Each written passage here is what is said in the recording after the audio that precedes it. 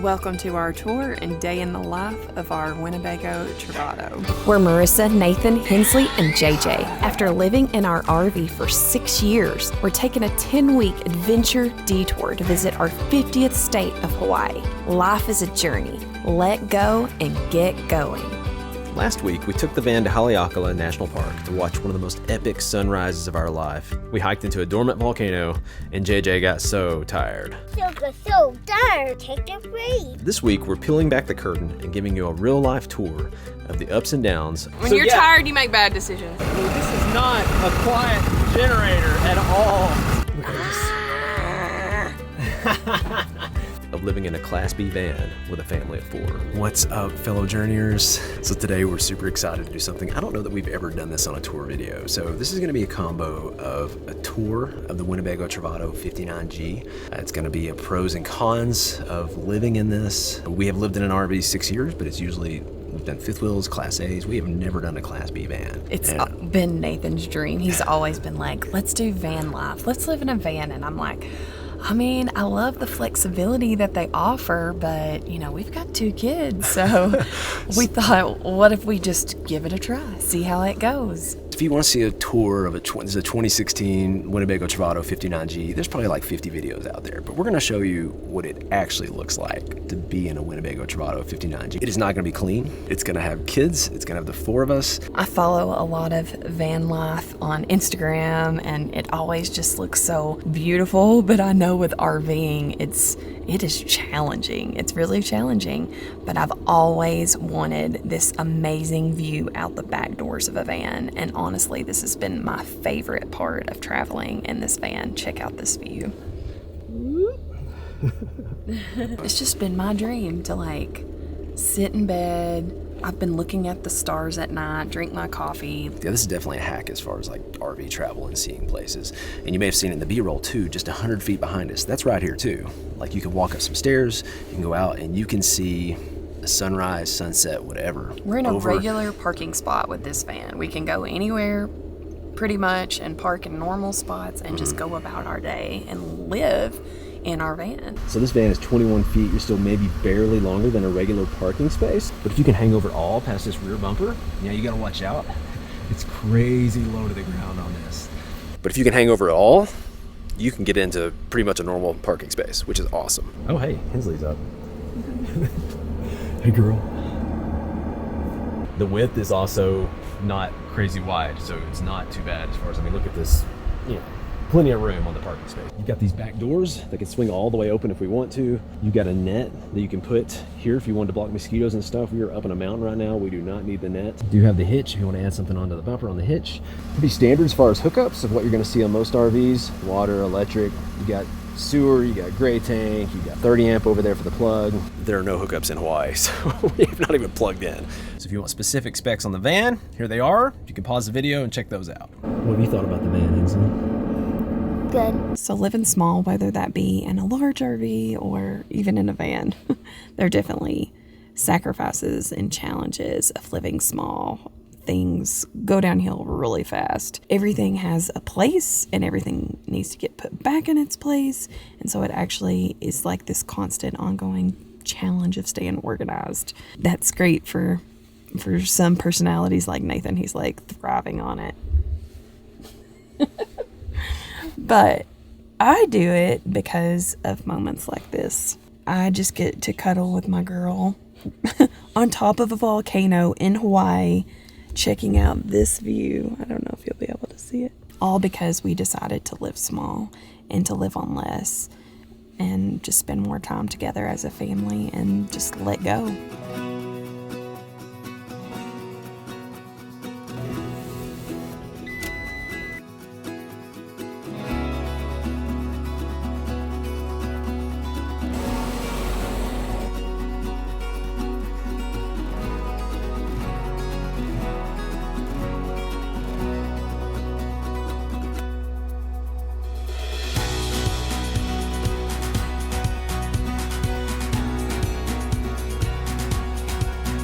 All right, making our way to Safeway. So here's a pretty regular spot. I could have pulled up a little more if I needed to. All right, you ready to get out of your seat? Marissa and Hensley went into Safeway. to get some groceries. You're seepy, huh? So if you got a family and you're wondering, it is possible to get a car seat in here. It is tight. And this is the Costco one. And this is a pretty small car seat too. So a large car seat probably would not even fit in this setup. Now, one of my bigger cons about the van and the entire setup is the power management and how that works. So, like our fifth wheel, for instance, back in Tennessee, we have lithium, we have solar, we have inverters, we have, basically everything is always continuously working, regardless of whether we're using these USB ports or if we're using a regular 120 plug, like it's just kicking back and forth, is doing its thing. Well, the van, now this is 2016, maybe the newer ones aren't doing this, but this van, even my 2015 Dodge Ram truck has an inverter in the cab area where we can physically plug something in that's a 120 plug, like this.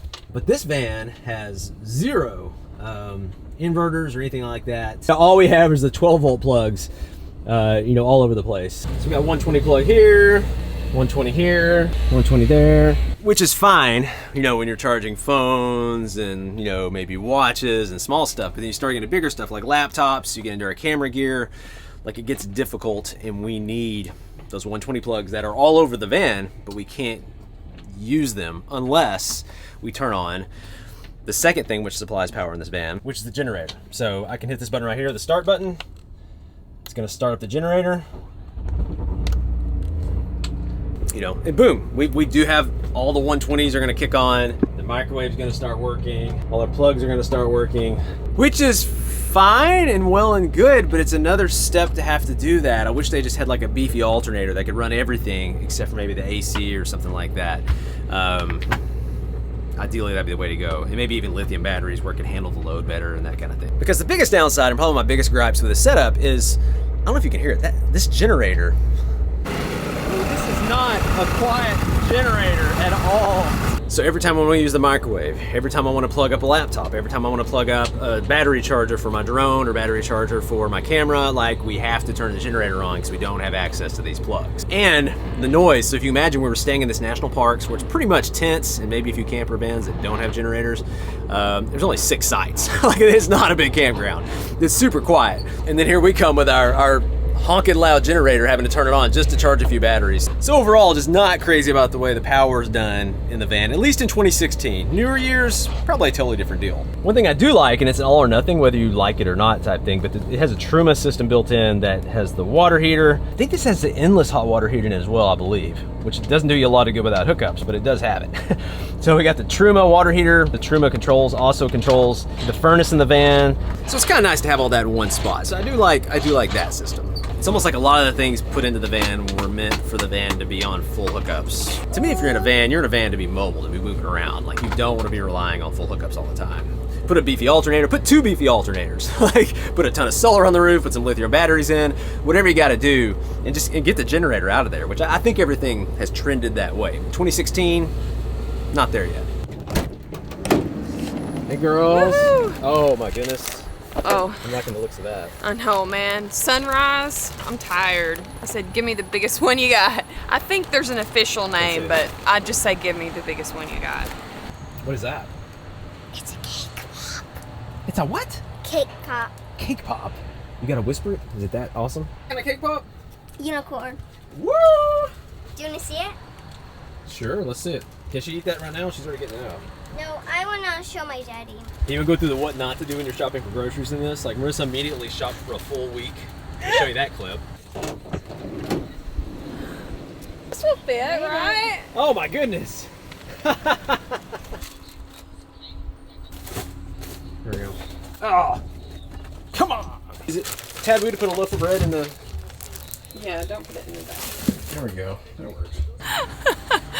Oh, well, that's an essential. Look at this. When you're tired, you make bad decisions. Paw Patrol? Paw Patrol. Yeah. It was on sale? Yeah. This box of cereal was almost $8 when I bought it at the beginning of the week, but it was on sale for $5. You just can't wait, can you, buddy? You digging into it? Is that good? You like it, JJ? It's like $1 a bite right there. Fridge, I believe, is a 6 cubit, which is bigger than our Airstream one, but obviously not as big as our residential and our Grand Design we have. It works. I think you're just shopping, you know, for our family of 4 instead of shopping for a week. We're kind of shopping maybe 3 or 4 days at a time. So the fridge can run off shore power. It can run off your 12-volt battery power, and it can run off propane. We typically just leave it on propane. It seems we were told it works the best on that. Yes. Everybody just found a seat. JJ, where's your seat? Put your feet through. There you go. Good job. Make no mistake, this is a tight space. And so if you're a family of 4 looking at buying and living in this, like, props to you. Like, this is too small. We cannot as a family of 4. I feel like we just run into each other too much. I try to take things out of boxes. I think that helps too, but. Or if you push really hard, that helps. Yeah. A lot of times if you just take things out of boxes and then seal that up. Pro tip. Yeah. There we go. And then they got these little buttons that lock everything in place. Pantry stuff here. A little bit here. A little bit here. This came pretty stocked though. They had some plates and bowls and cups, and Which just makes logical sense. That's probably where we would put that stuff anyway. Yeah, and we've got a pot, and we do a French press and bowl for our coffee in the morning. What do we do with our coffee? I love how she says boil. I mean, it's bowl. We've got 3 drawers down here for storage. Silverware. This one I think was more silverware, and I moved some stuff around. So we've got some cans and what was that, mac and cheese. Bottom one is the coffee. Oh, that's the coffee stuff. Okay. Yeah, so that's where the coffee cups and French press and the coffee goes. Okay. Well, if this was ours, I think we would probably have some stuff on the wall here, maybe some stuff hanging down. I mean, there's definitely more you could do with the space. It's still pretty generic right now, but yeah, because you've got a little stove here. Yeah, we've got a 2-burner stove. And sink. then a sink. This is neat. Yeah. Like flips up and flips down. Which, when these are down, you've got a little counter space, but when we're using these 2, like, there is no counter space in it, really. Is that it? Is that the tour of the... That's the kitchen. I actually was chopping vegetables while sitting here yesterday, so you just have to get creative with the space. I think one of the cool things about the van, and Hensley was even asking about this, she's like, is today a travel day? I'm like, well, in the van, like, every day's a travel day. So it's kind of a hassle when you have to leave. Let's say you just want to do a quick errand. It's a pain to take the van, know that everybody has to be in it if possible, or everything has to be travel ready to do that. So that's kind of a pain. That's a downside. Some people, you know, work on that by having like a moped on the back or maybe some e-bikes. But the big pro is nothing really ever feels like a travel day anymore. It's like you just go. And, you know, we're sitting here in the Safeway parking lot. We can continue just to hang out if we want to. We can do lunch if we want to. We can take a nap if we want to. I mean, it's just, it all kind of blends. Your travel day, your play day, your, you know, stay day, whatever. There's a real blend of that. You definitely have to be in the adventurous mindset, because we've went by and saw people doing their Hawaiian vacations at resorts, and I mean, that looks absolutely beautiful and relaxing, and I think this is more of an adventurous way to explore. We're having to use baby wipes instead of a luxurious shower at times, but I think it's because of how we get to travel and all we get to see. We're not stuck on one resort or having to be shuttled everywhere. Like, we're on our own schedule, and we can pick out what we want to do and the timing we want to do it and what works for our family. And it's just an adventurous way to travel. Side note, look how close these airplanes are to the Safeway. Wow.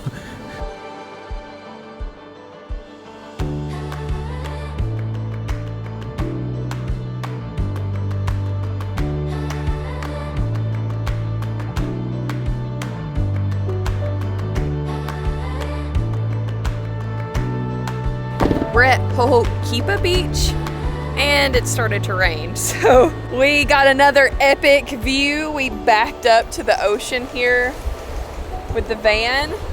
That's another good thing about having the van is we show up, it's gonna rain for a little bit. In Hawaii, even the rain is magical. Like, it's just most of the time this like amazing mist, and it actually feels really nice. So the cool thing about the van is we could just hang out in the van until the rain passes by and then go check out this beach, because there's a really awesome surprise on this beach I want to show y'all. Passy, passy, passy. It's raining, but it doesn't matter, does it? It's raining. It's raining. It's raining. We'll just hang out in here. You like this spot? If you want to be alone, this is where you belong. Oh, really? Yeah. I've got a surprise to show you on this beach. What is it? You'll see. So work is becoming more of a routine with people that are RVing. Have the generator going, have the AC on. Marissa took the kids, and I need to edit. Again, the con of being in the van is that if I want to edit while everyone's in the van, it's almost impossible. The pro of having the van is hopefully we can go somewhere where they can all go outside, disperse, and then I get to work in the van. They get to do something epic outside. We've got our home here if they need to come back for JJ to nap, to go back to get a snack, just grab something. We got everything with us in the van. Look, I got a turtle. Take a cute turtle. It is a cute turtle. Say hi, buddy. I got hi, big turtle. Hi, big turtle. These turtles are so cute. Look at this one right over here.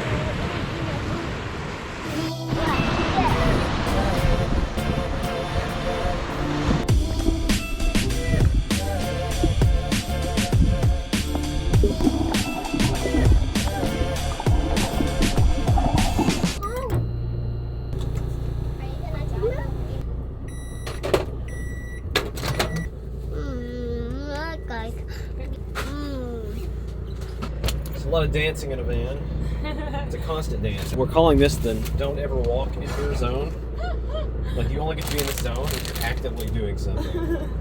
Otherwise, be on the back bed, be in the bathroom. Every zone is an active zone when there's 4 in this space. It's JJ, nope, this is the active zone. You need to go over here. As far as clothing storage, this is what we've done. This is still our suitcase. This is the one that wouldn't collapse, and so we store it here. You guys have seen our videos. We did one bag carryover. My bag collapses as a backpack. Marissa's collapses. But this one is the kids. That's the roller. It does not collapse. So it's there.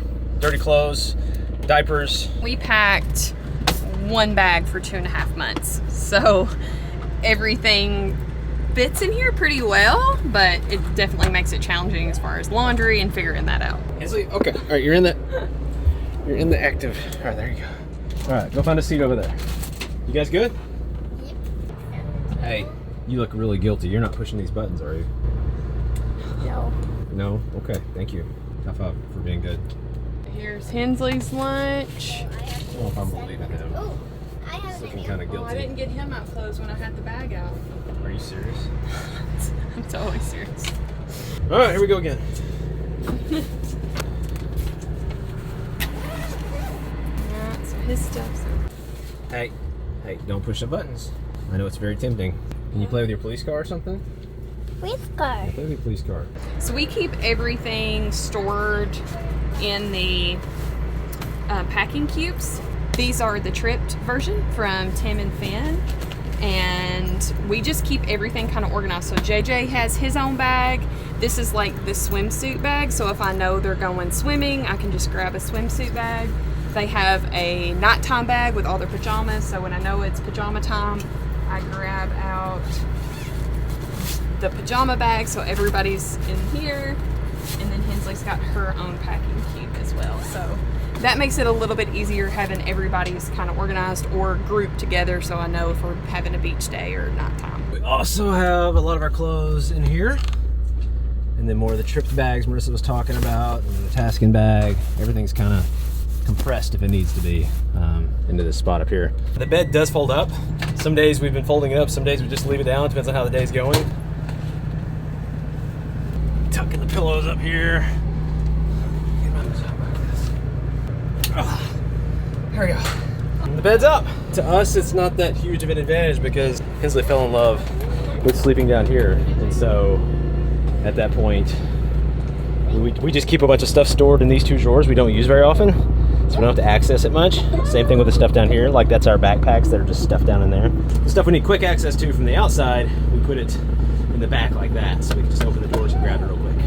Now overall for us, I think I know Winnebago makes different layouts on this. They have a 59K, I think, where it's just like 2 single beds that make a king bed in the back. Like for us, this is a better layout to have 2 different sleeping spaces.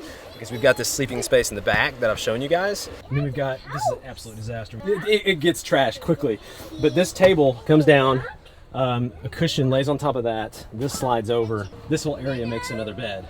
So you've got the bed in the back, And then you've got the bed up here. For us, our beds have actually been, so we don't have to take the time to put this down. Created a little cubby back here for Hensley. She sleeps under here. You like that bed under there, Hensley? Yep. Yep. And then JJ's actually done really well. We've created a pallet down here and he sleeps down here. Like the smaller the space you get, the more convertible and multifaceted things need to be, but at the same time you're gonna spend time converting those things. Versus the bigger the RV you get, you have a dedicated bed. You have dedicated spaces.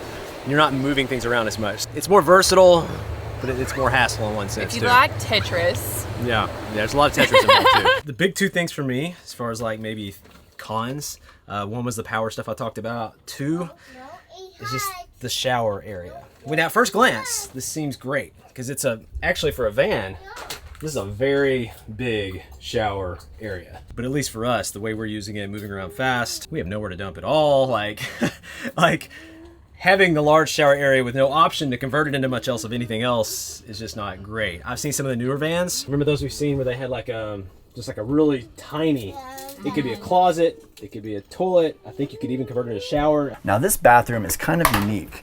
It can be a shower, a regular toilet style bathroom, or a full closet, or any combination of. And they had everything in that one spot. Instead of, if you look at this, I mean, this is I don't know, 20% of our space, maybe 25% of our space that we use as a changing room, and that's about it. That's the reason I wanted to rent this van, is because I really found it handy to have a bathroom on board.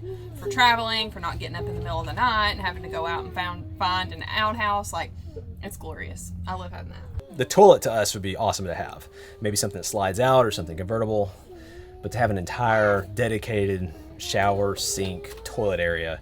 A really nice outdoor shower would be good. Even that. An outdoor shower of some sort that would like wrap around, and maybe they make that, I don't know. And then like a shower head that could go here. Here's we do have this outdoor, I don't know if you call it a shower, but an outdoor handle. And this connects here to this port here. But this is where it's at, my goodness, opening these back doors and just having the world at your fingertips behind you. Popcorn with a view. It's like a movie. Hey, you guys are in the walkway here. Ciao. It's a whole new mindset, RVing wise, to know that your home is kind of everywhere. Home is where you park it. Home is Isn't where you that park the it. saying? Literally where you park it with this. We'd like to thank Team Journey on Patreon for sponsoring this video. Without you guys, there would be more ads, more commercials, and less content to help others let go and get going. You guys are awesome. Well, that's our journey for today. Until next time, catch you guys later.